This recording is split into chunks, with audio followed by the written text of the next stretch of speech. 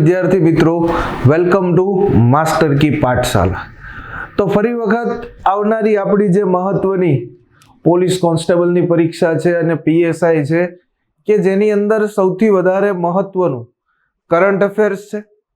Current અફેર્સની અંદર મિત્રો તમને ખ્યાલ હશે કે તાજેતરમાં આપણું ગુજરાત અને ભારત બેયનું બજેટ છે એ રજૂ થઈ ગયું છે। એટલે કે એક આપણું યુનિયન બજેટ કેન્દ્ર સરકારનું છે જે નિર્મલા સીતારામને રજૂ કર્યું અને તાજેતરમાં ગુજરાતનું બજેટ રજૂ કરનાર આપણા ગુજરાતના નાણામંત્રી એટલે કે કનુભાઈ દેસાઈ છે। તો સૌપ્રથમ જે આ બજેટ છે કે જે આપણું એક પ્રકારનું અંદાજપત્ર જેના માટે આપણે અલગ અલગ શબ્દો છે એ વાપરતા હોઈએ અને આ બજેટમાંથી હર હંમેશા 4 થી 5 ક્વેશ્ચન પૂછાતા હોય। બજેટની અંદર ક્યારેય જીડીપી નું યોગદાન પૂછાઈ જાય, ક્યારેક પર કેપિટલ ઇન્કમ એટલે કે માથાદીઠ આવક પૂછાઈ જતી હોય છે, ક્યારેક કોઈ સરકારે નવી કોઈ યોજના બહાર પાડી છે બજેટની અંદર એના ક્રાઇટેરિયામાં સુધારો વધારો કર્યો છે તો એ યોજના મહત્વફુલ હોય છે। સરકાર કોઈ જગ્યાએ કોઈ નવો પ્રોજેક્ટ શરૂ કરવા જઈ રહી છે, એ કદાચ કોઈ નવી યુનિવર્સિટી ખોલતી હોય, કોઈ કોલેજ ખોલતી હોય, કોઈ ઉર્જા માટેનો પ્રોજેક્ટ હોય, કોઈ એમ કહી શકાય કે સાયબર માટેની કોઈ લેબ ઊભી કરતી હોય, કોઈ ફોરેન્સિક લેબ હોય, કોઈ પણ વસ્તુ કોઈ ગુજરાતમાં નવી સ્થપાવવાની છે યા કોઈ હોસ્પિટલ નવી બનવાની હોય તો એના વિશે પણ પૂછાઈ જાય। કોઈ જગ્યાએ મેગા ફૂડ પાર્ક છે એ સ્થપાવવાના હોય છે, કોઈ યોજના સરકાર નવી લોન્ચ કરે છે તો આવી બધી વસ્તુ બજેટની અંદર છે એ મહત્વનો ભાગ ભજવતી હોય છે।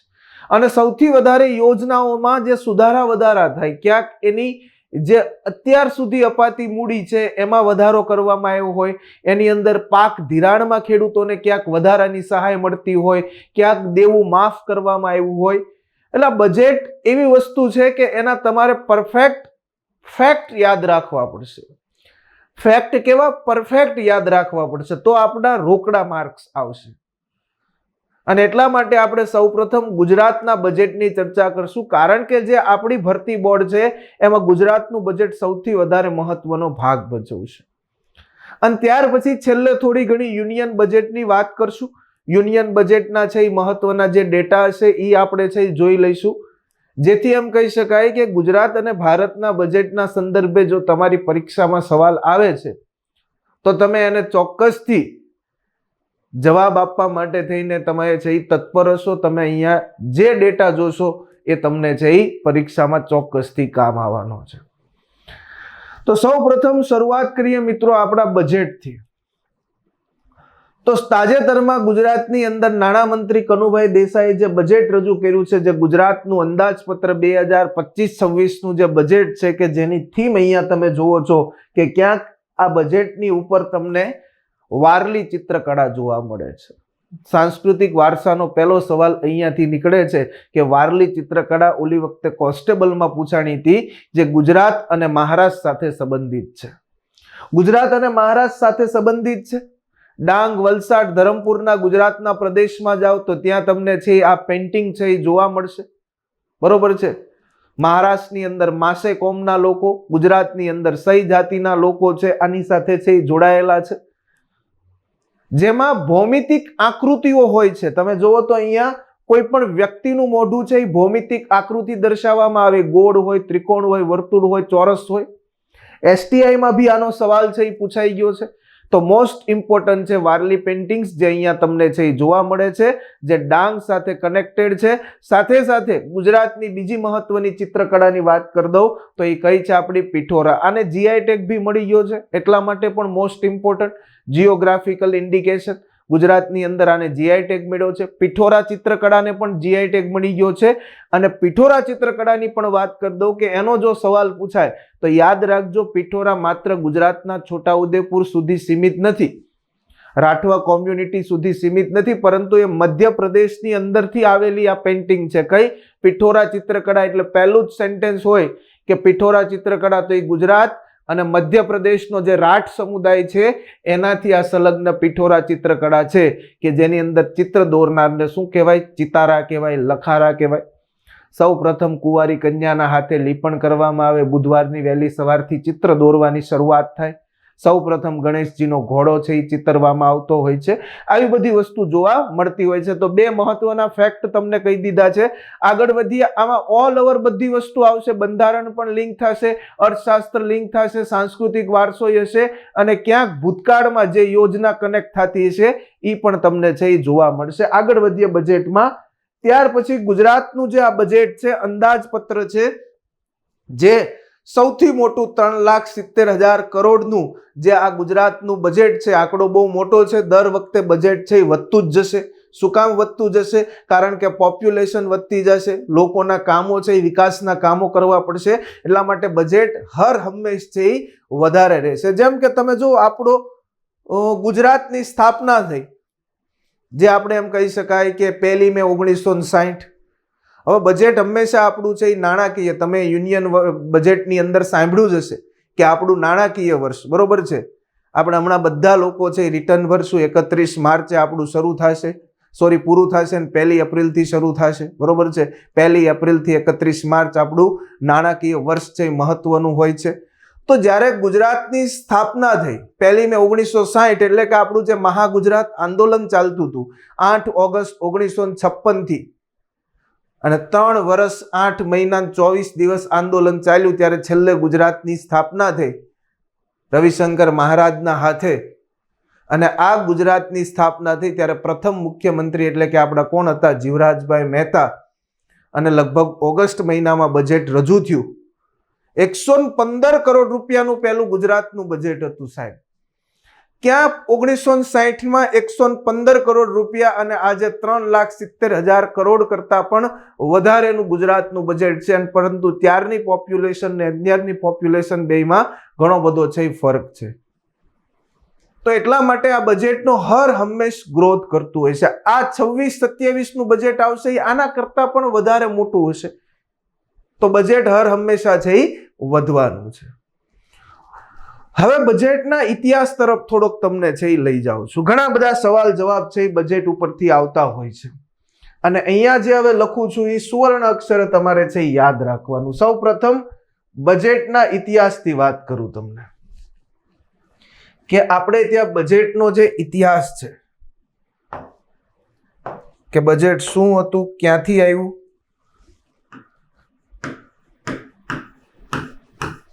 આ જે બજેટ છે, બરોબર, આમ જોવા જાવ તો બજેટ એ ફ્રેન્ચ ભાષાના બોગેટ શબ્દ પરથી ઉતરી આવ્યો છે. કયો છે? ફ્રેન્ચ ભાષાના બોગેટ શબ્દ પરથી ઉતરી આવ્યો છે, જેનો અર્થ શું થાય?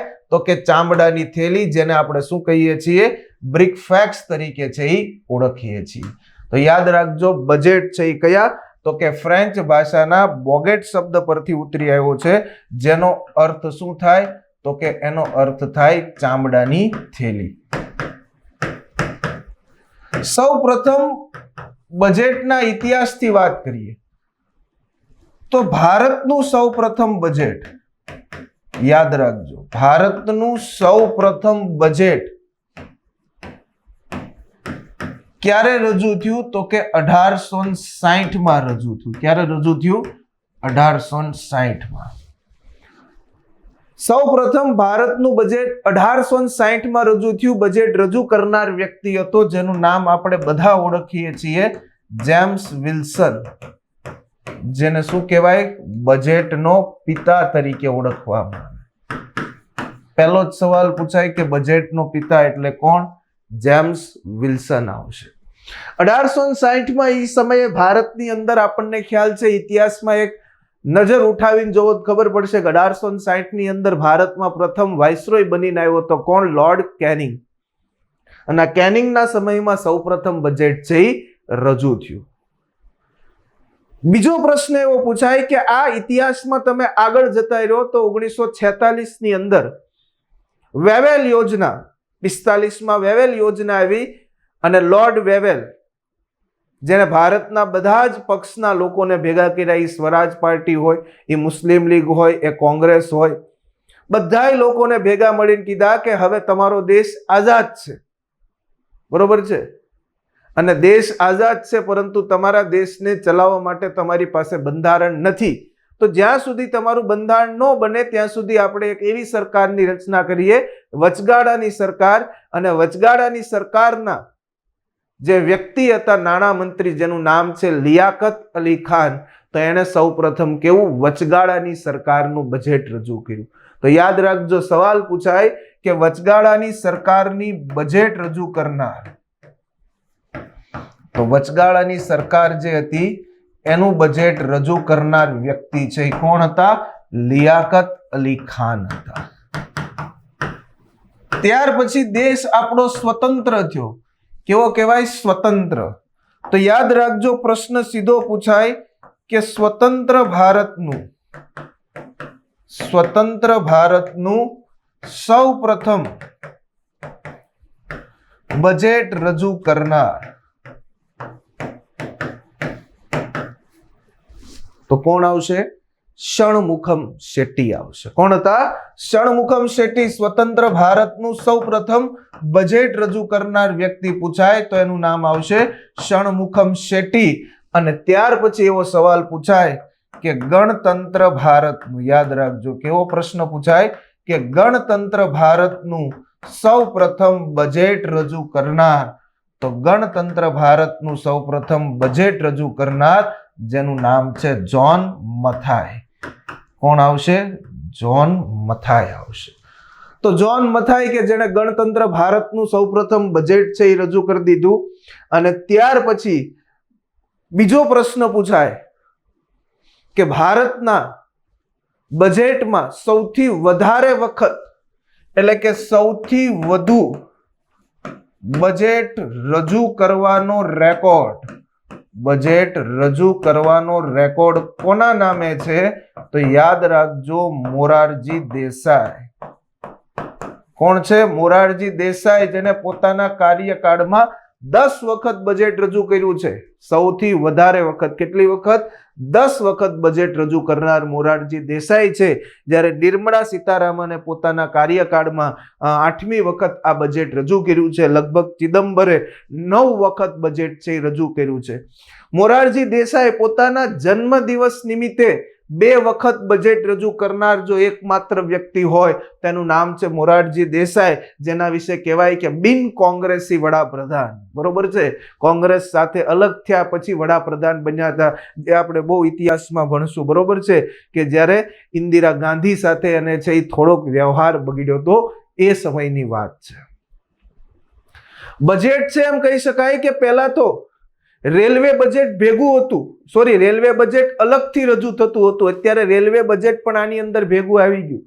પહેલા કેવું હતું કે રેલવે બજેટ અલગથી આખું છે રજૂ થતું, તો એ પણ છે બંધ થઈ ગયું છે. પહેલા બજેટ સાંજના સમયે રજૂ થતું હતું સંસદમાં.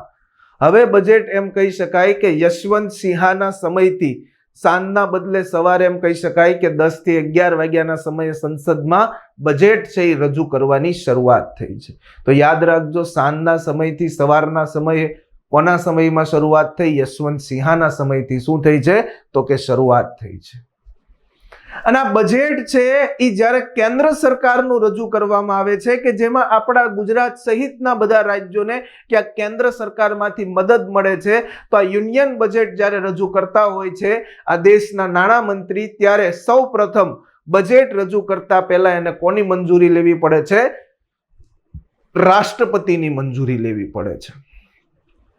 અને રાષ્ટ્રપતિની મંજૂરીથી જ બજેટ છે, યાદ રાખજો, હંમેશા લોકસભામાં જ રજૂ થાય. બજેટ ક્યારે રાજ્યસભામાં રજૂ થઈ શકે નહીં. અને બજેટ માટે આપણે જે જુદા જુદા શબ્દો બોલીએ છીએ કે બજેટ, અંદાજપત્ર, જેના માટે સીધો બંધારણમાં શબ્દ આપ્યો છે કે વાર્ષિક નાણાકીય પત્રક. આખા વર્ષનો હિસાબ કિતાબ કે તમે 1 એપ્રિલથી લઈને 31 માર્ચ સુધીમાં કઈ કઈ વસ્તુ કરવાના છો એનો હિસાબ કિતાબ, કે 1 રૂપિયો તમને આપવામાં આવ્યો છે એ રૂપિયાનો હિસાબ કિતાબ તમને આપશે કે કેટલી જગ્યાએ એમાં વાપરવાના છે, કેટલી જગ્યાએથી આવવાના છે. આ બજેટ માટે બંધારણની અંદર તમને કહેવાય કે આ બજેટ માટે બંધારણમાં ક્યાં જોગવાઈ છે? તો બંધારણમાં આર્ટિકલ નંબર 112 અનુચ્છેદ 112 માં આ વાર્ષિક નાણાકીય પત્રકની જોગવાઈ છે. યાદ રાખજો. તો વાર્ષિક નાણાકીય પત્રકની જોગવાઈ આર્ટિકલ કયો છે? 112 અનુચ્છેદ 112. જે આપણું કેન્દ્ર સરકારના બજેટ માટે છે. જ્યારે રાજ્ય સરકારના બજેટ માટે પૂછાય તો યાદ રાખજો, રાજ્ય સરકારના બજેટ માટે છે અનુચ્છેદ 202. કયો છે? અનુચ્છેદ 202. અને રાજ્ય સરકારનું બજેટ જે નાણામંત્રી રજૂ કરે એ પહેલા કોની પૂર્વ મંજૂરી લેવી પડે? રાજ્યપાલની પૂર્વ મંજૂરી લેવી પડતી હોય છે. તો આવો મિત્રો કઈક બજેટનો છે ઇતિહાસ રહેલો છે. આજુબાજુ નાના મોટા ક્વેશ્ચન પૂછાય, યાદ રાખજો. સૌપ્રથમ મહિલા બજેટ રજૂ કરનાર ઇન્દિરા ગાંધી હતી, નિર્મલા સીતારામન હતી ને. નિર્મલા સીતારામન છે એના પછીની છે. સૌપ્રથમ પૂછાય તો કોણ હતી? ઇન્દિરા ગાંધી હતી, જેને એક વખત બજેટ છે એ રજૂ પણ કરેલું છે. બજેટના ઇતિહાસ પછી આગળ ચાલીએ. ગુજરાતની અંદર બીજી કઈ કઈ વસ્તુ મહત્વની છે? બજેટનું કદ છે 3,70,250 કરોડ રૂપિયાનું છે. આ બજેટ છે, સૌથી મોટું છે અત્યાર સુધીની ગુજરાતની સ્થાપના થઈ હતી ત્યાં સુધીનું છે. વિકસિત ભારત 2047 જે નરેન્દ્રભાઈ મોદીનું વિઝન છે ભારતના પ્રધાનમંત્રીનું, કે કેવું વિકસિત ભારત 2047 નું જે સંકલ્પ છે એને સાકાર કરવા માટે આ પ્રધાનમંત્રીના જે વિચારધારા છે એને વળગીને ગુજરાતનું બજેટ છે એ તૈયાર કરવામાં આવ્યું છે. જે એક પ્રકારની કઈ થીમ પર છે? જ્ઞાન થીમ પર છે. ગયું બજેટ પણ કયા થીમ પર હતું? જ્ઞાનની થીમ ઉપર હતું. આ પણ બજેટ જ્ઞાનની થીમ ઉપર છે. કયા કયા શબ્દો સૂચવે છે? તો કે GYAN જ્ઞાન, કે જેની અંદર ગરીબ કે ગરીબ માટે પણ બજેટની અંદર છે એવી વસ્તુ હોવી જોઈએ કે આ ગરીબ કે વંચિતોનો શું થાય? વિકાસ થાય. યુવા વર્ગ છે એને પણ પ્રોત્સાહન મળે, એના માટે પણ બજેટની અંદર એવી આશાઓ હોવો જોઈએ કે જેનાથી એના કૌશલ્યનો વિકાસ થાય અને એ પોતાના પગભર છે એ રહી શકે. અન્નદાતા, ભારતનો અન્નદાતા છે સાહેબ. સૌથી વધારે રોજગારી આપતું ક્ષેત્ર ભારતની અંદર હોય તો એગ્રીકલ્ચર, કૃષિ છે સાહેબ. 58% જેટલી રોજગારી આપે છે આ એગ્રીકલ્ચર. અન્નદાતા છે આપણો ખેડૂત. તો ખેડૂત કેવી રીતના છે અન્નદાતા છે એ સારો પગભર બને, MSP થી લઈને કેવા કેવા સારા ભાવ મળે, પ્રધાનમંત્રી કિસાન સન્માન નિધિ યોજના હોય, એ માનધન યોજના હોય, કૃષિ યોજના હોય, સિંચાઈ યોજના હોય, PM આશા હોય, આ તમામ યોજનાઓ થકી ગુજરાતનો ખેડૂત કેવી રીતના છે એ પોતે આગળ આવે. સ્માર્ટફોન માટે સહાય મળે છે. તો એવી રીતના અન્નદાતાની છે એ વાત કરી છે. અને N એટલે કે નારી શક્તિ. સાહેબ સૌથી વધારે મહિલાઓ પર વિશ્વાસ મૂક્યો છે આ બજેટની અંદર. નમો ડ્રોન દીદી યોજના હોય, લખપતિ દીદી યોજના હોય, બરોબર છે. બહેનો પોતાના પગભર એમ કહી શકાય કે આત્મનિર્ભર થાય માટે કદાચ આંગણવાડીથી લઈને સારી પોસ્ટ સુધીની તમામ મહિલાઓનો વિકાસ થાય, એના માટે પગભર થાય, એના માટે આ બજેટની અંદર છે ઉલ્લેખ કરવામાં આવ્યો છે. એવી જ્ઞાન યોજના ગરીબ, યુવા, અન્નદાતા અને નારી શક્તિ પર છે ભાર મૂકવામાં આવ્યો છે. એટલે કે આપણને ખબર છે, બરોબર છે, કે જ્યારથી એમ કહી શકાય કે છોકરીના જન્મથી લઈને 12 ધોરણનો અભ્યાસ પૂરો કરે ત્યાં સુધી સરકાર ઘણી બધી યોજનાઓ છે આપે છે, બરોબર છે. પહેલા શરૂઆતમાં 10,000 શિષ્યવૃત્તિ આપે છે, 10 ધોરણ સુધી, 11-12 ની અંદર 15,000 શિષ્યવૃત્તિ આપે છે. તો આવી બધી યોજનાઓ થકી છે મળે છે. વિકસિત ગુજરાત 2047 ગુજરાતને મજબૂત અને સમાન વિકાસ તરફ આગળ વધારવા માટેની એક વ્યૂહાત્મક પહેલ છે કે જે મુખ્ય 2 સ્તંભો પર આધારિત છે, બરોબર છે.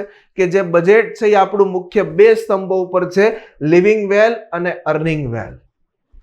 સામાજિક વિકાસ અને આર્થિક વૃદ્ધિ આ 2 પાસા છે. જેમ કે સામાજિક વિકાસની અંદર અહીંયા જે મૂકવામાં આવ્યા છે આ પાસાઓ, અહીંયા આટલા પાસાઓ છે, જે 4 સ્તંભો છે એ લિવિંગ વેલના છે અને 4 પાસાઓ છે એ અર્નિંગ વેલના છે. જેમ કે લિવિંગ વેલની અંદર કીધી છે હેલ્થ કેર એન્ડ ન્યુટ્રિશન, સૌના માટે આરોગ્ય સંભાળ અને પોષણ, સહી પોષણ દેશ રોશન, બરોબર છે, એ ટેગલાઈનો હોય છે. માનવ મૂડી શિક્ષણ અને કૌશલ્યવર્ધન, એજ્યુકેશન એન્ડ સ્કિલ વિકસાવવાનું કીધું છે. Excellence in art and culture and sport, યુવાનો માટે કલા, સંસ્કૃતિ અને સ્પોર્ટ, રમત ગમતનું કીધું છે. અને નારી શક્તિ, વુમન લેડ ડેવલપમેન્ટ, મહિલા નેતૃત્વ લઈ શકે. જેમ કે આ લખપતિ દીદી યોજના છે તો હમણાં જ પ્રધાનમંત્રી ગુજરાતમાં છે, એનો કાર્યક્રમ નવસારીમાં છે. તો આ તમામ કાર્યક્રમ મહિલાઓ હેન્ડલિંગ કરવાની છે. જ્યારથી PM એરપોર્ટ પર ઉતરશે ત્યારથી કાર્યક્રમ સુધીની તમામ જવાબદારી મહિલાઓને શીરે છે, બરોબર છે. તો એટલા માટે મહિલાઓ માટે અહીંયા ઉલ્લેખ કરવામાં આવ્યો છે. જ્યારે અર્નિંગ વેલની અંદર જોઈએ આર્થિક વૃદ્ધિની વાત કરવામાં આવે તો ભવિષ્યના ઉદ્યોગો છે, industries of the future, service of the future, ભવિષ્યની સેવાઓ છે. Gujarat as a tourism hub, એક પ્રવાસન હબ તરીકે આપણે વિકસાવવા જઈ રહ્યા છીએ. રાજ્ય સરકારે આ વખતે બજેટમાં પણ આપણને કીધું છે કે નવા 2 એક્સપ્રેસ હાઈવે આપણે વિકસાવશું. બરોબર છે.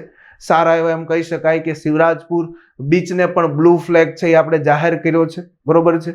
હમણાં ઉના પર બીચ ફેસ્ટિવલ પણ યોજાયો હતો. તો આમ ટુરિઝમને એક પ્રવાસન હબ તરીકે વિકસાવવાનું કીધું છે. અને સૌથી મોટું છે કે કૃષિ, સિંચાઈ અને ગ્રામીણ વિકાસ, agriculture, irrigation and rural development. સૌથી વધારે અહીંયાથી ખેડૂત કે સામાન્ય વર્ગનો, ગામડાનો માણસ છે ઊંચો આવશે. તો આ 2 એના પાસાઓ છે. બરોબર છે. લિવિંગ વેલ અને અર્નિંગ વેલ, એટલે કે સામાજિક વિકાસ અને આર્થિક વૃદ્ધિ, આ 2 સ્તંભો સાથે આ બજેટ છે એ ટકી રહ્યું છે. એટલે કે સારી આવક અને સારું જીવન, આ 2 સ્તંભો ઉપર કેન્દ્રિત છે. સવાલ આ પૂછાય એવો છે, ગ્રીટ ખાસ યાદ રાખજો કે ગુજરાતની અંદર ગ્રીટની સ્થાપના થઈ છે, ગુજરાત રાજ્ય ઇન્સ્ટિટ્યુશન ફોર ટ્રાન્સફોર્મેશન. ક્યાંક નીતિ આયોગ સાથે આ સાહેબ છે એ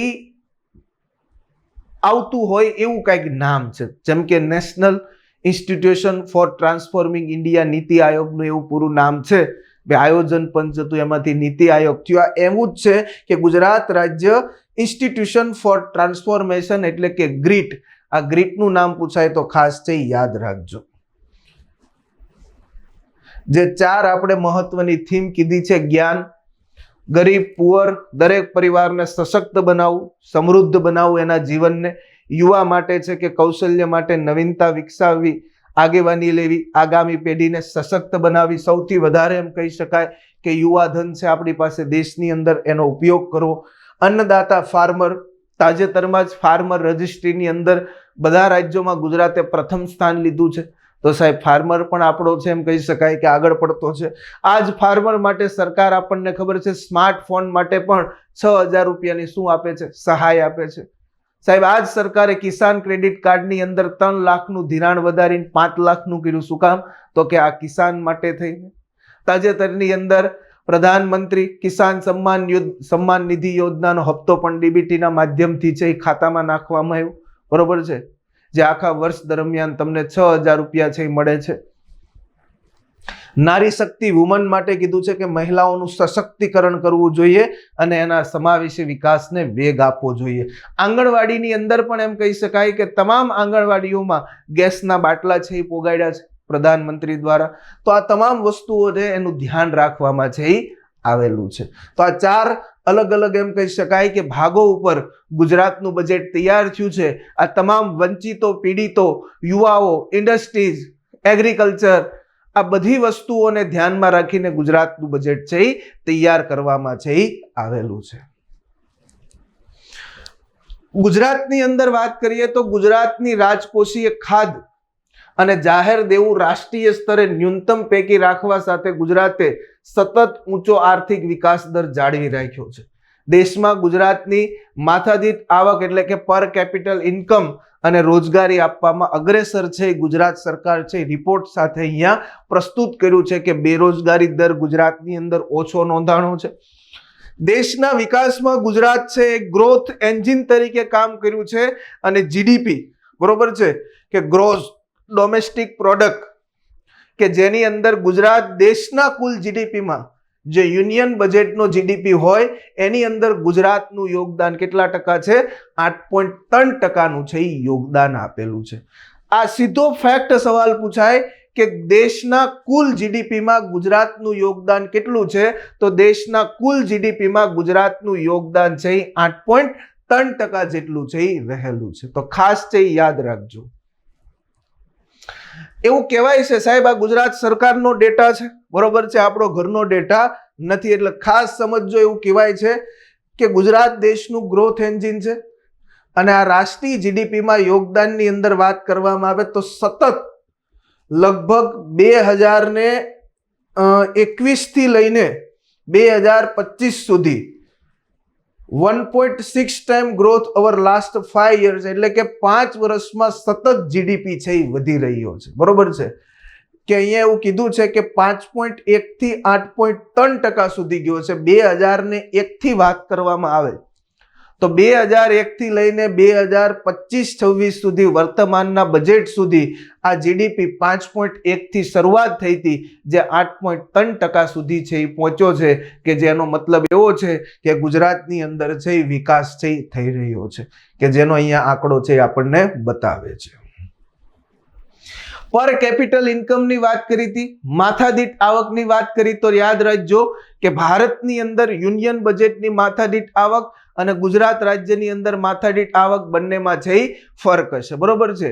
તો યાદ રાખજો કે આપણને અહીંયા કીધું છે કે ગુજરાતની માથાદીઠ આવક જે આ યલો કલરનો તમને બતાય છે ગ્રોથ એ શેનો છે તો કે યાદ રાખજો એ ગુજરાતનો છે અને જે આ બ્લુ કલરનો છે એ કેનો છે તો કે કેન્દ્ર સરકારનો. તો સ્વાભાવિક છે કેન્દ્ર સરકારની વસ્તી વધારે હોવાની છે, બરોબર છે. તો આ જીડીપી અને વસ્તી છે આ બે સાથેનો જે તમે કરશો ત્યારે તમને છે આ પર કેપિટલ ઇન્કમ છે એ મળતી હોય છે. તો એટલા માટે થઈને ગુજરાતનો વધારે જ હોવાનો છે અને કેન્દ્ર સરકાર છે એ બધા રાજ્યોને લઈને ચાલે છે. તો એટલા માટે આપણને કીધું છે કે ગુજરાતની માથાદીઠ આવક લગભગ 3 લાખ રૂપિયા છે જેનો પરફેક્ટ હમણાં તમને હું આંકડો આપું છું અને રાષ્ટ્રીય માથાદીઠ આવક એટલે કે કેન્દ્ર સરકારની પર કેપિટલ ઇન્કમ 1.5 લાખથી વધારે છે, 1.5 ગણી વધારે છે. એટલે કે રાજ્યની ઇન્કમ તમને પૂછાય કે ગુજરાત રાજ્યની પર કેપિટલ ઇન્કમ કેટલી, કોઈ જો સીધો સવાલ પૂછે કે નીચેનામાંથી ગુજરાત રાજ્યની પર કેપિટલ ઇન્કમ માથાદીઠ આવક કેટલી છે નીચેનામાંથી તો ઓપ્શન હોય તો એમાં 2,97,722 3 લાખ કીધી એટલે 2,97,722 રૂપિયા છે એ રાજ્યની પર કેપિટલ ઇન્કમ છે. જ્યારે દેશની પર કેપિટલ ઇન્કમ પૂછે તો એ છે 1,84,205 છે. તો આ પર કેપિટલ ઇન્કમ થઈ, માથાદીઠ આવક થઈ, જેનો સવાલ પૂછાય. અનએમ્પ્લોયમેન્ટ રેટ યાદ રાખજો આપણો આ ઘરનો ડેટા નથી, ગુજરાત સરકાર એવું કહે છે કે સૌથી ઓછી બેરોજગારી દર ધરાવતા રાજ્યોમાંથી એક છે. જેના માટે અહીંયા કીધું છે કે 2019-20 ની અંદર કોવિડ-19 પછી ગુજરાતમાં 2.2% જેટલા લોકો છે એનો રોજગારી દર હતો જે ઘટીને 2023-24માં 1.2% થઈ ગયો છે. 1%નો ધરખમ ઘટાડો થયો છે. તો આ ગુજરાત સરકારે એવું દર્શાવ્યું છે કે 1%નો ઘટાડો થયો છે, બરોબર છે. જેના માટે એ સર્વે માટે અહીંયા રિપોર્ટ પણ મૂક્યા છે કે અમે ક્યાંથી ડેટા લઈ આવ્યા છે, આપણા ઘરના ડેટા નથી. તો અનએમ્પ્લોયમેન્ટ રેટ ખાસ છે એ પૂછાશે. ત્યાર પછી બજેટની અંદર તમને સવાલ સીધો પૂછાય કે ગુજરાતે લીડ્સ સૂચકાંકની અંદર એચીવર્સનો દરજ્જો મેળવેલો છે, જે લીડ્સનું પૂરું નામ પણ પૂછાય એટલે કે logistic is across different status. તો યાદ રાખજો કયા સૂચકાંકની અંદર પોતાનું પ્રથમ સ્થાન છે એ જાળવી રાખ્યું છે, એચીવર્સનો દરજ્જો પ્રાપ્ત કર્યો છે તો લીડ્સની અંદર આવશે. નીતિ આયોગના વર્ષે 2025ના રાજકોષીય શિસ્ત સૂચકાંકમાં પણ રાજ્યને કયો દરજ્જો મળ્યો છે, એચીવર્સનો. તો યાદ રાખજો આ પણ નીતિ આયોગની અંદર પણ આપણને શું મળ્યો છે, રાજ્યને એચીવર્સનો દરજ્જો છે એ પ્રાપ્ત થયો છે. આ જ બધા ડેટાઓ છે જે સીધા ફેક્ટ છે એ પૂછાય. તો એચીવર્સનો દરજ્જો બેયમાં મળ્યો, લીડ્સ અને નીતિ આયોગના 2025ના કયા તો કે રાજકોષીય શિસ્ત સૂચકાંકની અંદર. તો એ ખાસ ભૂલાય નહીં. હવે આ બજેટની અંદર મોટા ભાગે આપણે કહેતા હોઈએ છીએ કે 1 રૂપિયો જે અહીંયાથી સરકાર દર્શાવે છે કે રૂપિયો ક્યાંથી આવશે અને ક્યાં વપરાશે. તો સરકારે અહીંયા જાહેરાત તમને દર્શાવી છે કે 1 રૂપિયો અહીંયા કીધો છે કે ક્યાંથી આવશે અને ક્યાંથી જશે. તો રૂપિયો ક્યાંથી આવશે પહેલા તો સૌથી વધારે અહીંયા સરકારનો રૂપિયો આવવાનો છે જે આપણું કયું છે જાહેર દેવું પબ્લિક ડિબેટ 24.4%. જાહેર દેવામાંથી સરકાર કલેક્ટ કરશે 24.4%. એના પછી બીજા નંબરે જાઓ તો સ્ટેટ જીએસટી માંથી સરકાર 22% કલેક્ટ કરશે. સાહેબ આપણે જે ટેક્સ ભરીએ છીએ એ એસજીએસટી, બરોબર છે, જે આપણે ભરતા હોઈએ છીએ. સ્ટેટ ટેક્સ એક્સક્લુડિંગ જીએસટી માંથી સરકાર 21.3%. એટલે સરકારને આ આવક નફાની છે સાહેબ. આટલા પૈસા તો આ 22 ને 21 તમે જોવા જાવ તો 43% તો ટેક્સમાંથી ઇન્કમ છે, એટલે સરકારને કોઈ ચિંતા નથી. પબ્લિક એકાઉન્ટમાંથી માત્ર 1% છે. લોન અને એડવાન્સની રિકવરીમાંથી 6.1% છે. બિન કરવેરા આવક છે એ 6.5% છે. બરોબર છે. કેન્દ્રીય એમ કહી શકાય કે વેરામાંથી સરકારને 13.5%ની રેવન્યુ મળવાની છે. કેન્દ્ર સરકાર દ્વારા 5.5% છે ગ્રાન્ટ મળવાની છે. તો આ બધી જગ્યાએથી ₹1 એટલે કે 100 પૈસા કલેક્ટ થશે. એમાંથી તમને કહી દીધું કે 24 પૈસા અહીંથી, 6 પૈસા અહીંથી, 1 પૈસા અહીંથી, 20 પૈસા અહીંથી, 23 પૈસા અહીંયાથી. અને હવે આ 100 પૈસા છે એ કેમ વપરાશે, આ ખાલી આપણી જાણકારી માટે છે. બરોબર છે. તો સૌથી વધારે છે એ વપરાવાના છે શેમાં? વિકાસલક્ષી ખર્ચમાં. જે આપણા ગુજરાતનું બજેટ છે જેની અંદર કીધું છે કે આટલા કરોડ છે ઉર્જામાં વાપરવાના છે, આટલા કરોડનું આ ઊભું કરવાનું છે, કૃષિમાં આટલા કરોડ છે, ઉદ્યોગમાં આટલા કરોડ છે, હોસ્પિટલમાં આટલા કરોડ છે. બરોબર છે. શિક્ષણમાં આટલા છે. તો આ બધી વસ્તુઓ છે એ આપણો કેવો છે? વિકાસલક્ષી ખર્ચ છે. 23.5% છે બિન વિકાસલક્ષી ખર્ચ છે. બરોબર છે.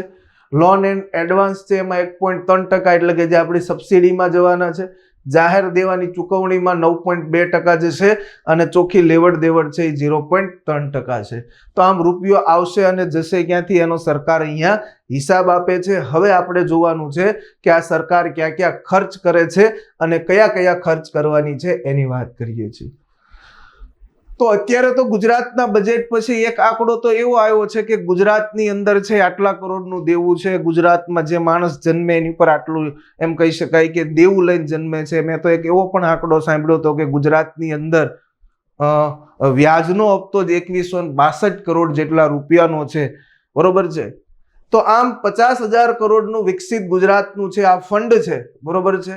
કે જેની અંદર અલગ અલગ છે કઈ કઈ જાહેરાત થઈ છે કે ક્યાં છે એ નમો શક્તિ એક્સપ્રેસ વે બનવાના છે, ક્યાં છે એમ કહી શકાય કે કોરિડોર બનવાના છે. તો આ બધી વસ્તુઓ છે એની જાહેરાત થઈ છે જેને આપણે છે હવે 1 by 1 જોવાની છે. હવે સૌથી વધારે સવાલ જવાબ થવાના છે. હવે નોટ ને પેન લઈને બેસજો. બરોબર છે. કમ્પ્લીટલી તમને છે હવે જે આંકડા અહીંયા બોલાય, જે યોજના બોલાય, જેમાં વધારો થયો હોય એ જ અહીંયા સૌથી વધારે આપણા માટે મહત્વની છે. ચાલો, તો સૌ પ્રથમ સરકારે અહીંયા જે યોજના હતી આપણી પ્રધાનમંત્રી આવાસ યોજના, પ્રધાનમંત્રી આવાસ યોજના, પંડિત દીનદયાળ આવાસ યોજના, ડોક્ટર બાબા સાહેબ આંબેડકર આવાસ યોજના અને હળપતિ આવાસ યોજના, આવી 4 યોજનાઓની અહીંયા વાત કરી છે. પ્રધાનમંત્રી આવાસ યોજના કેવી કીધી છે? ખાસ યાદ રાખજો, ગ્રામીણ. પ્રધાનમંત્રી આવાસ યોજના, ડોક્ટર બાબા સાહેબ આંબેડકર આવાસ યોજના, હળપતિ આવાસ યોજના ત્રીજી, અને ત્યાર પછી આપણને કીધી છે કે દીનદયાળ ઉપાધ્યાય આવાસ યોજના. આ 4 યોજનાઓમાં અત્યાર સુધી સરકાર જે સબસિડીના ભાગ રૂપે આપતી હતી કેટલી? 1,20,000ની સહાય છે એ આપતી હતી. આ 1,20,000ની સહાયમાં આ બજેટના અંદર નાણામંત્રી કનુભાઈ દેસાઈએ જાહેરાત કરી છે કે જેમાં 50,000 રૂપિયાનો વધારો કરવામાં આવશે અને હવેથી 1,70,000ની આ લોકોને સહાય મળશે. તો યાદ રાખજો, આ યોજનામાં 1,70,000ની સહાય છે એ હવે મળશે. 1,20,000ની અંદર 50,000નો વધારો કરતા હવે 1,70,000 થયા છે. ગરીબોને પોતાનું ઘરનું ઘર મળશે. ગ્રામીણ વિસ્તારની અંદર લગભગ પ્લોટ ખરીદવા માટે આ પ્રધાનમંત્રી આવાસ યોજના અંતર્ગત જે ગ્રામીણ વિસ્તારના પ્લોટ ખરીદવા માટે પણ સરકાર 1 લાખ રૂપિયાની સહાય છે એ આપે છે. આ પણ સાથે મેન્શન કરું છું. આ વર્ષે આપણે આદિવાસી સમાજના ભગવાન શ્રી બિરસા મુંડાજીની 150મી જન્મ જયંતિ જે આવે છે, જેને આપણે આના માનમાં દિવસ ઉજવીએ છીએ 15 નવેમ્બર, જનજાતીય ગૌરવ દિવસ. જે ભારતના ઇતિહાસમાં તમે ભણ્યા હોય તો મુંડા વિદ્રોહ થયો હતો. બરોબર છે. જે જનજાતીય બધા વિદ્રોહ થયા ને, સંતાલ વિદ્રોહ, ચંપા વિદ્રોહ, કોલ વિદ્રોહ, મુંડા વિદ્રોહ, જેમાં આજે મુંડા નામની જનજાતિ, બિરસા મુંડા કે જેને લોકો ભગવાન માનતા, તો આ બિરસા મુંડાના જે ભગવાન જે છે આદિવાસી સમાજના, કે જેના 150મા વર્ષને આપણે 15મી નવેમ્બર, યાદ રાખજો, જનજાતીય ગૌરવ દિવસ ક્યારે ઉજવાય છે? 15 નવેમ્બર. અને આદિવાસી દિવસ 9 ઓગસ્ટે ઉજવાય છે. 9 ઓગસ્ટ આદિવાસી દિવસ અને 15 નવેમ્બર જનજાતીય ગૌરવ વર્ષ તરીકે ઉજવી રહ્યા છીએ. ગૌરવ દિવસ છે એ તો આપણે ઉજવીએ જ છીએ 15 નવેમ્બર, પરંતુ આ વખતે આપણે આ જન્મ જયંતિએ આ જનજાતીય ગૌરવ વર્ષ ઉજવવા જઈ રહ્યા છીએ, જેના વિકાસ માટે થઈને આ બજેટની અંદર છે એ 37.5% વધારા સાથે 1100 કરોડની ફાળવણી કરવામાં આવે છે.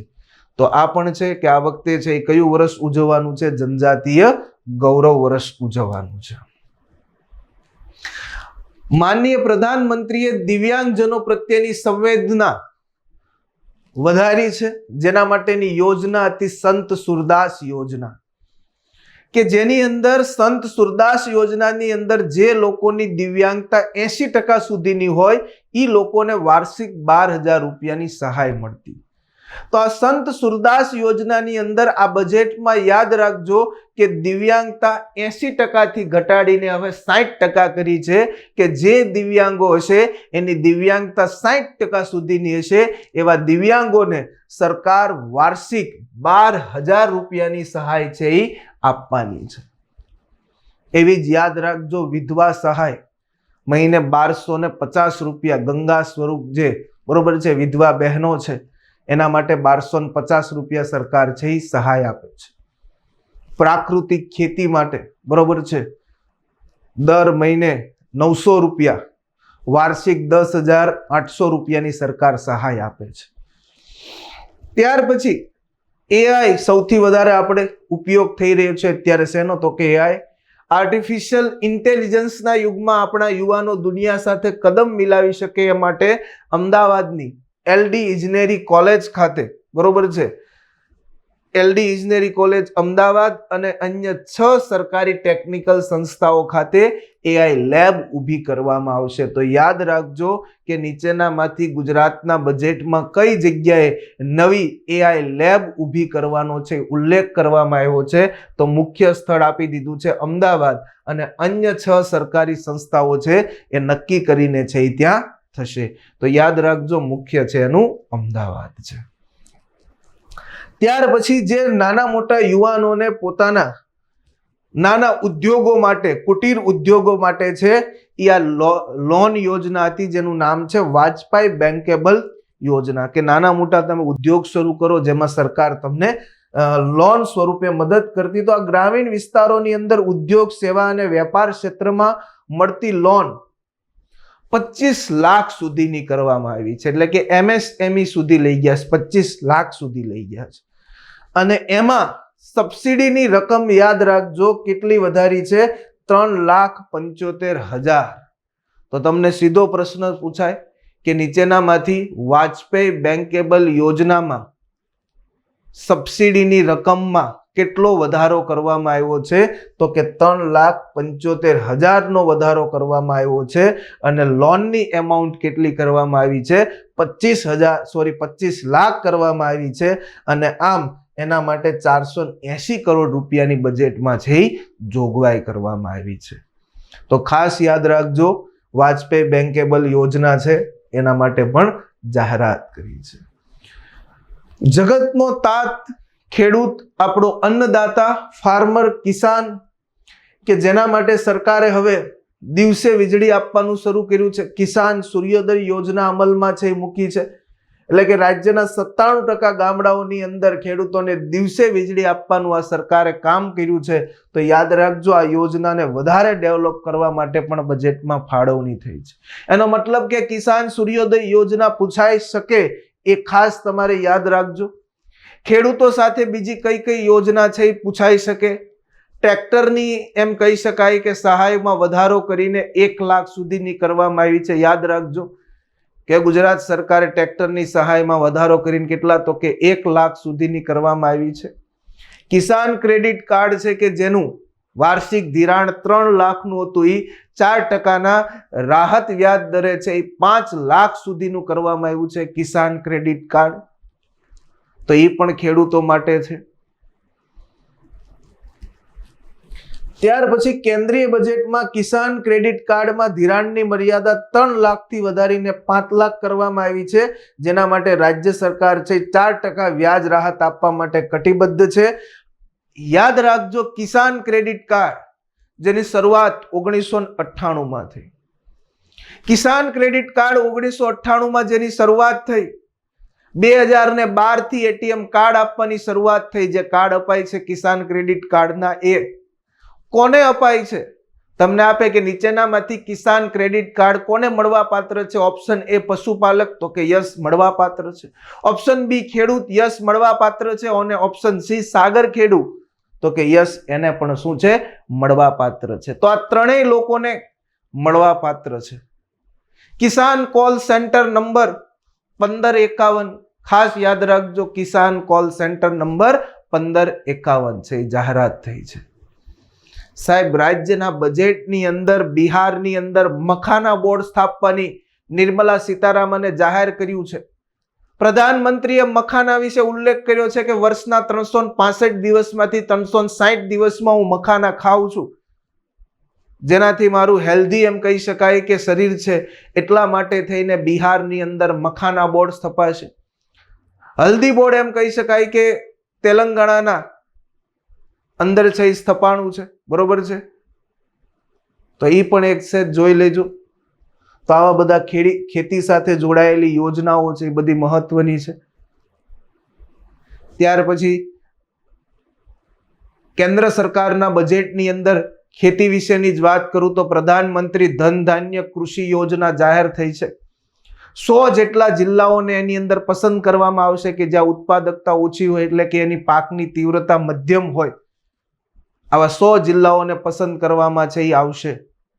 તો તમને સીધો સવાલ પૂછાય કે પ્રધાનમંત્રી ધન ધાન્ય કૃષિ યોજના અંતર્ગત કેટલા જિલ્લાની પસંદગી કરવાની છે? 100 જિલ્લાની. કે આ 100 જિલ્લાઓમાં આવતા લગભગ 1.7 કરોડ જેટલા ખેડૂતોને લાભ પણ મળશે આનો યોજનાનો, જેના ઉપર સારા સારા પ્રોજેક્ટ સરકાર લાવવાની છે.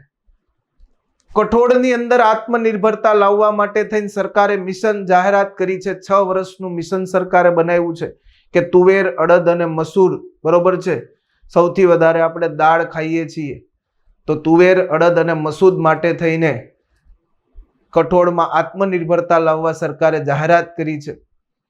જેની જવાબદારી એમ કહી શકાય કે આ કઠોળ પેદા થાય એટલે કે ઉત્પાદન થાય અને એને લેવા માટે થઈને નાફેડ છે, NCCF છે, એને જવાબદારી આપી છે કે આ લોકોને ખરીદી કરવી પડશે આ કઠોળની.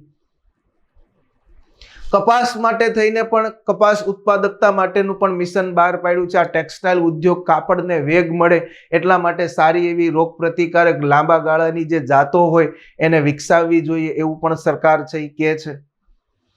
આસામની અંદર નવો યુરિયા પ્લાન્ટ સ્થાપવાની સરકારે છે એ જાહેરાત કરી દીધી છે. બરોબર છે? લગભગ 12.7 લાખ મેટ્રિક ટનની ક્ષમતા વાળો યુરિયા પ્લાન્ટ ક્યાં સ્થપાવવાનો છે? અસમની અંદર છે એ સ્થપાવવાનો છે. એ પણ જાહેરાત કરી છે. 100% જનીનિક શુદ્ધતા આવે એવી જાતો વિકસાવવાના માટે પણ રાષ્ટ્રીય કાર્યક્રમો શરૂ કર્યા છે સરકારે, એનો પણ ઉલ્લેખ કરવામાં આવેલો છે. તો આવી બધી કેન્દ્ર સરકારના બજેટમાં પણ યોજનાઓ છે, ખેડૂતો માટે પૂછાય એવી છે, એટલા માટે આપણે તમને કીધી છે. ચાલો આગળ વધીએ. કૃષિ ઉત્પાદકતા ખેડૂતોની આવક વધારવા માટે કૃષિ યાંત્રીકરણને મહત્વ આપે છે, જેમાં ખેડૂતને ટ્રેક્ટર ખરીદીની સહાયમાં વધારો કરી 1 લાખ કરવાની જાહેરાત કરી છે. યાદ રાખજો, ટ્રેક્ટર સહાયમાં કેટલા વધાર્યા છે? 1 લાખ. પેલું તમને સીધો સવાલ પૂછાય કે આ કૃષિ યાંત્રિકીકરણમાં પેલો સનેડો ગામડાની અંદર આપણે વાપરીએ છીએ કે સનેડો ખરીદવા માટે સરકાર આપે છે સહાય, કેટલી? 25,000 રૂપિયાની સહાય છે એ સરકાર આપે છે. તો એ પણ તમને છે એ ખ્યાલ હોવો જોઈએ. ત્યાર પછી નારી શક્તિ માટેની બજેટની અંદર વાત કરીએ તો નમો લક્ષ્મી યોજના, નમો લક્ષ્મી યોજનાથી 10 લાખ જેટલી વિદ્યાર્થીઓને નમો સરસ્વતી વિજ્ઞાન સાધના યોજના અંતર્ગત છે એ સહાય મળે છે. સરસ્વતી સાધના સહાય અંતર્ગત સાયકલ મળે છે. નમો લક્ષ્મી યોજના થકી એમ કહી શકાય કે ધોરણ 8 થી 10 સુધીની જે બાળકીઓ છે, છોકરીઓ છે, કે એને 10,000 સુધીની શિષ્યવૃત્તિ સહાય મળે છે. 11-12 ની અંદર ભણતી હોય એને 15,000 રૂપિયાની સહાય મળે છે. બરોબર છે. તો આ નમો લક્ષ્મી યોજના છે.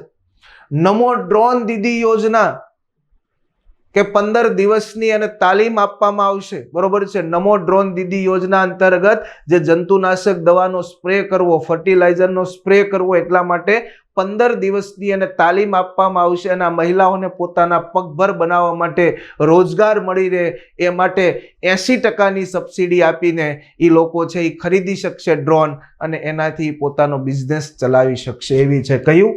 નમો ડ્રોન દીદી યોજના. તો યાદ રાખજો, STIમાં પણ પૂછાઈ ગઈ હતી કે નમો ડ્રોન દીદી યોજના કોની સાથે સંબંધિત છે? મહિલાઓ સાથે સંબંધિત છે. કેટલી દિવસની તાલીમ? 15 દિવસની તાલીમ, 80% સહાય સબસિડી છે એ મળવા પાત્ર છે.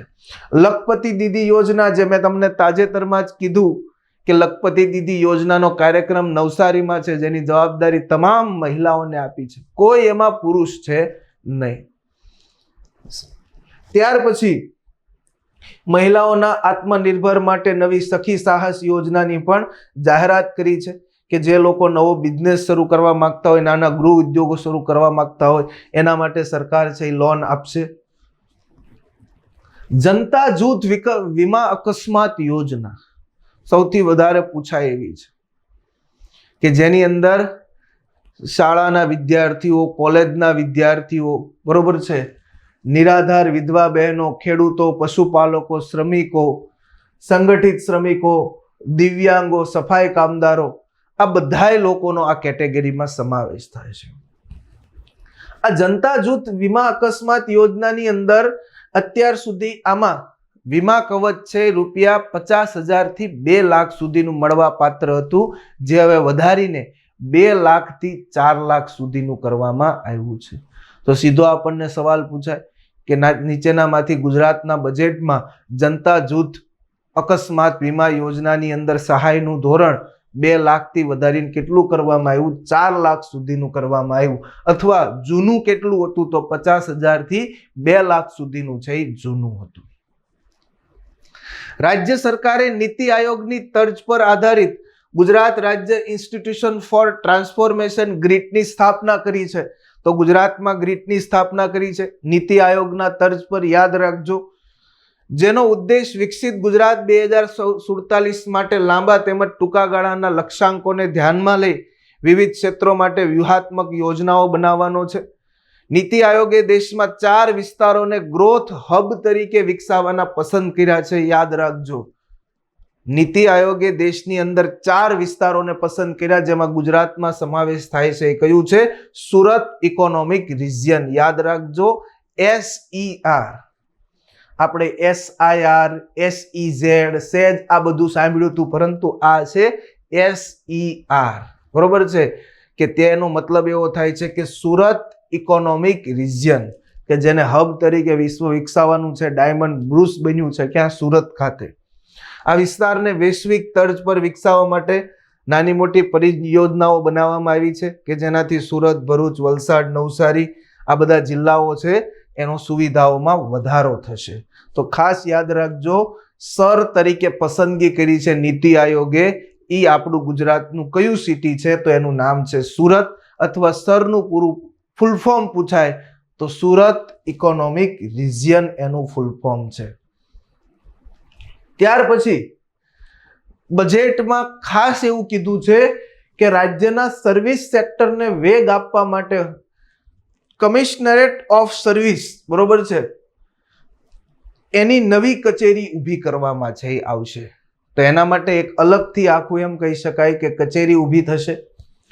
ઉર્જા માટે વાત કરવામાં આવી છે તો યાદ રાખજો, હાલમાં 37 ગીગાવોટનો રિન્યુએબલ એનર્જી પાર્કનું નિર્માણ કાર્ય છે એ ક્યાં છે?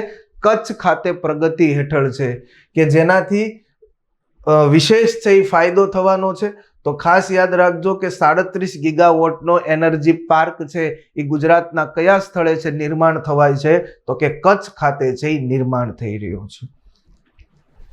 2 એક્સપ્રેસ વેની જે વાત કરી છે કે જેની અંદર રાજ્યમાં 2 નવા એક્સપ્રેસ વે વિકસાવવામાં આવશે, કે જેની અંદર બનાસકાંઠાને સૌરાષ્ટ્રના દરિયાકાંઠા સાથે જોડતા, એટલે કે બનાસકાંઠાના ડીસાથી, એક તો આપણને ખબર જ છે કે વાવ થરાદ નવો જિલ્લો જાહેર થઈ ગયો છે 34મો.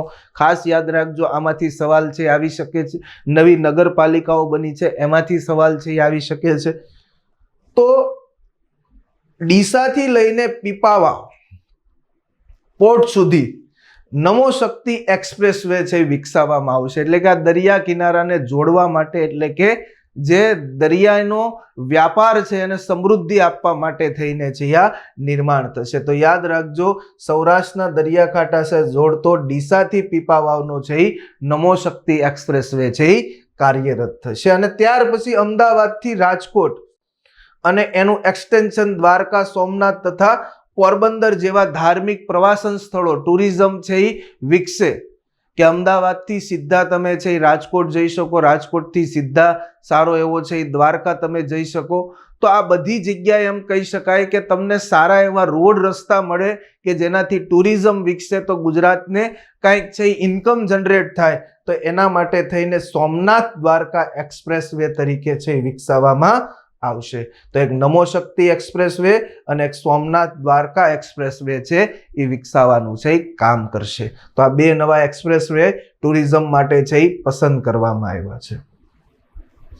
આ વર્ષને 2025ના વર્ષને શહેરી વિકાસ વર્ષ તરીકે ઉજવવાનું નક્કી કર્યું છે. યાદ રાખજો કે દેશના યશસ્વી વડાપ્રધાન નરેન્દ્ર મોદીએ 2005ને શહેરી વિકાસ વર્ષ તરીકે ઉજવી આ નવી દિશા કંડેરી હતી. જ્યારે ભૂપેન્દ્રભાઈ પટેલના નેતૃત્વમાં આ 2 દાયકામાં ઘણી બધી સુવિધાઓમાં છે વધારો થયો છે, એટલા માટે આ વર્ષને પણ શહેરી વિકાસ વર્ષ તરીકે ઉજવાશે. તો તમને સવાલ ફેરવીને પૂછે, જો કોઈ મારા જેવો એમ કહી શકાય કે નિરીક્ષક હોય તો પૂછે કે તાજેતરમાં 2025ને ગુજરાતના બજેટમાં શહેરી વિકાસ વર્ષ તરીકે ઉજવવાનું નક્કી કર્યું છે, તો અગાઉ કયા વર્ષને શહેરી વિકાસ વર્ષ તરીકે ઉજવાયું હતું? તો યાદ રાખજો, 2005ને શહેરી વિકાસ વર્ષ તરીકે ઉજવાયું હતું.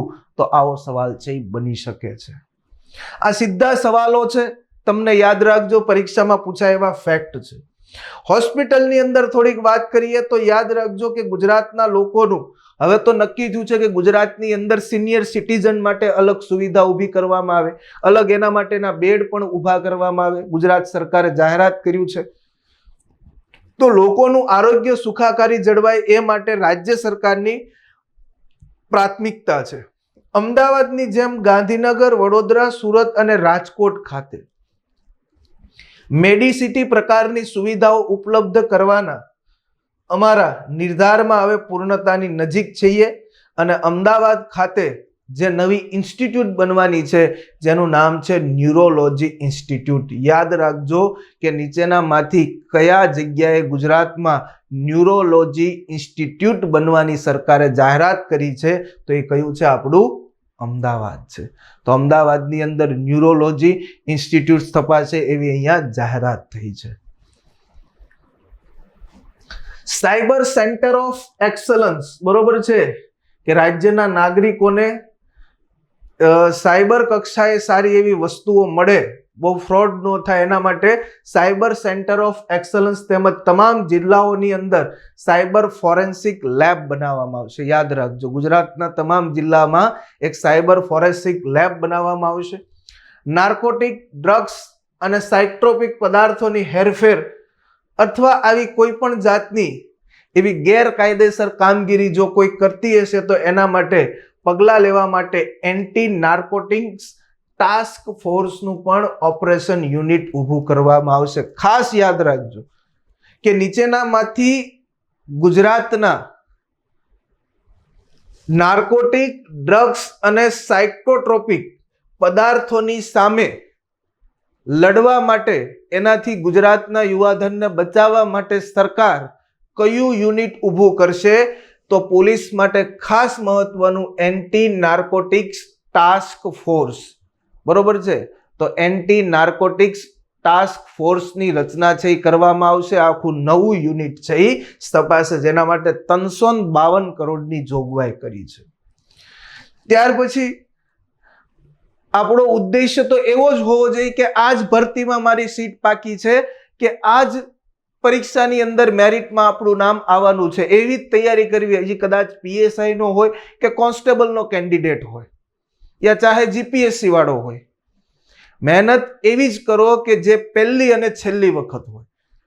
છતાં પણ ગુજરાત સરકારે અહીંયા કીધું છે કે SRP હથિયારી બિન હથિયારી પોલીસ કોન્સ્ટેબલ માટે 14,000 થી વધારેનું ભરતી કરવાનું બજેટમાં આયોજન છે અને ટ્રાફિક પોલીસની જગ્યા છે એ 1309 ઊભી કરવામાં 1390 જેટલી નવી ઊભી કરવામાં આવશે એવું કીધું છે. પરંતુ આપણે આ જ ભરતીમાં આપણો મોરલ તૂટવો જોઈએ નહીં. ગુજરાતની અંદર આપણી પાસે એમ કહી શકાય કે હવે એક જ ઉદ્દેશ્ય હોવો જોઈએ કે મિશન આપણું 2025માં નોકરી મેળવવાનું મિશન હોવું જોઈએ, જેના માટે સ્માર્ટ વર્ક કરી નાખો કે સવારે 8 થી 12 મારો ક્રાઇટેરિયા છે જેમાં કોઈ મને હેરાન નહીં કરે. 12 થી 2 સુધી હું માત્ર ને માત્ર છે મારું જમવાનું પતાવીને હું બેસી જઈશ, ફ્રી થઈ જઈશ, થોડોક માઇન્ડ ફ્રેશ કરી દઈશ. પાછો એમ કહી શકાય કે 2 વાગે બેસી જાય તો 4 વાગ્યા સુધી પાછો અડધી કલાકનો બ્રેક લઈને 4:30 થી 6:30 સુધી અને 7 વાગ્યા સુધી થોડોક રિલેક્સ થઈશ અને પાછો 9 વાગે બેસીશ તો 9 થી 11 સુધીનું મારું શેડ્યુલ હોવું જોઈએ. અને આવી રીતના જો 10 થી 12 કલાકનું રીડિંગ તમે કરી નાખો છો તો તમારી સફળતાને કોઈ રોકી શકતું નથી. યાદ રાખજો. આગળ વધીએ.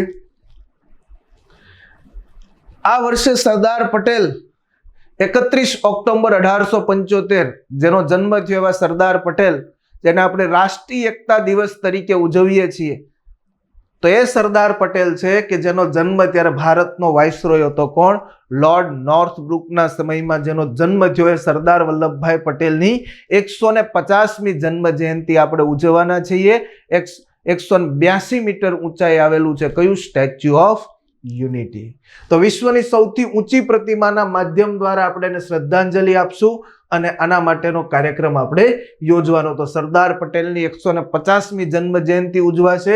સાથે સાથે તમને કહી દઉં કે આપણા બંધારણને એમ કહી શકાય કે 26 જાન્યુઆરી 1950 થી 75 વર્ષ છે એ થયા છે, બરોબર છે. તો બંધારણના બાબા સાહેબ આંબેડકરના 75 વર્ષ પૂર્ણ થતા એક અમૃત કાળ છે, અમૃત પર્વ છે એ ઉજવવામાં આવશે એવી પણ સરકારે જાહેરાત કરી છે.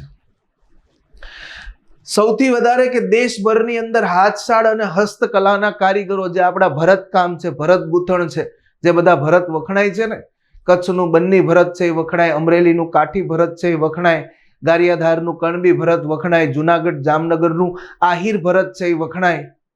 તો આવી બધી જે હસ્તકલા છે, બરોબર છે, વસ્ત્રો પણ વખણાય. તમને એવું થશે સાહેબ વખણાય, હા. અતલસ ક્યાંનું જાણીતું કાપડ છે? અમદાવાદનું જાણીતું કાપડ છે. સુજની ક્યાંનું છે? ભરૂચનું છે, બરોબર છે. આવો સવાલ પૂછાય. પટોળા પાટણના આપણે આવડે જ છે, પરંતુ જો એવું પૂછાય કે મેઘાડંબર અને રક્તાંબર ક્યાંનું વસ્ત્ર છે તો એ આપણને ન ખબર હોય. ધોળકાનું છે મેઘાડંબર અને રક્તાંબર. પુરિયા ક્યાંના વખણાય? વિજાપુરના પુરિયા વખણાય. બાંધણી માટે તો આપણને જામનગર ખબર છે, પરંતુ નગરિયા ક્યાંના વખણાય? તો જામનગરના છે એ વખણાય. આવા બધા વસ્ત્રની માહિતી હોવી જોઈએ. એ છે એ આપણી હસ્તકળા છે. તો આવી હસ્તકળા છે એના માટે વડોદરા અને ડીસા ખાતે એક અર્બન હાટ સ્થાપવાનું નક્કી થયું છે. યાદ રાખજો કે નીચેનામાંથી વારસા માટે સવાલ પૂછાય કે હસ્તકલા માટે અર્બન હાટ વિકસાવવા માટે કયા 2 સ્થળોને પસંદ કરવામાં આવ્યા છે? તો કે વડોદરા અને ડીસાને પસંદ કરવામાં આવ્યા છે. ત્યાર પછી યાદ રાખજો કે ફાર્મર રજિસ્ટ્રી પ્રોજેક્ટમાં 34 લાખથી વધુ ફાર્મરોના રજિસ્ટ્રેશન પછી, નોંધણી પછી ગુજરાત ભારતમાં પ્રથમ ક્રમે રહ્યું છે. આ દેશની અંદર દૂધ ઉત્પાદનની અંદર ગુજરાતનો ક્રમ કેવો છે? 4થો છે. ઈ પણ તમને કહી દઉં છું. અને રાજ્યની અંદર 5 મેગા ફૂડ પાર્ક સ્થપાવાના છે. નીચેનામાંથી ગુજરાતમાં કઈ જગ્યાએ ફૂડ પાર્ક સ્થપાવવાનો નથી એવો સવાલ પૂછાય તો કઈ જગ્યાએ સ્થપાવાના છે? 5 યાદ રાખી લો. કચ્છ છે, અમદાવાદ છે, જુનાગઢ છે, વડોદરા છે અને હાલોલ છે. આ 5 સ્થળે છે એ 5 મેગા ફૂડ પાર્ક સ્થપાવાના છે. એના પછી ગુજરાતની અંદર 2 નવી કોલેજો વિકસાવવાની છે, જેમાં તમને કન્ફ્યુઝન કરે એવી છે.